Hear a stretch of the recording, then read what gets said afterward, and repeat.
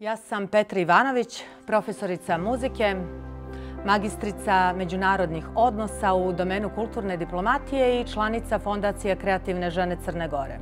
Bavim se pedagoškim radom u oblasti svoje primarne struke muzike.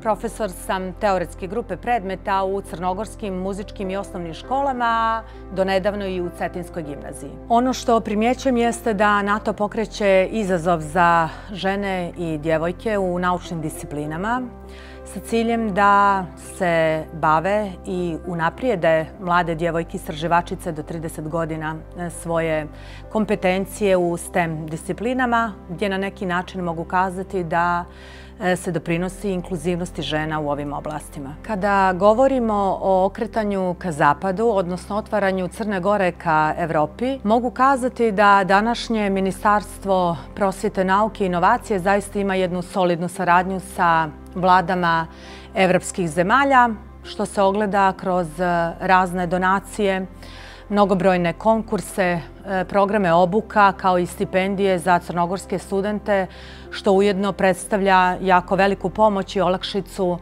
koja je jako važna za obrazovni sistem Crne Gore.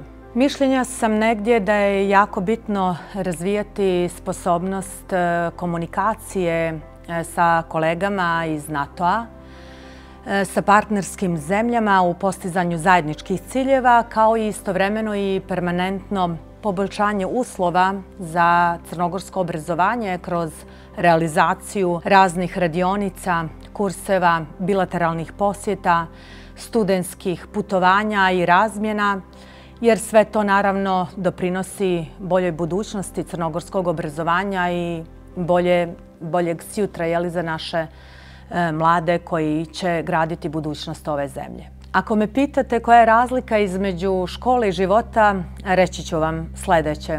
U školi dobijate lekciju, a onda vam daju test, a u životu dobijate test koji vas nauči lekciju.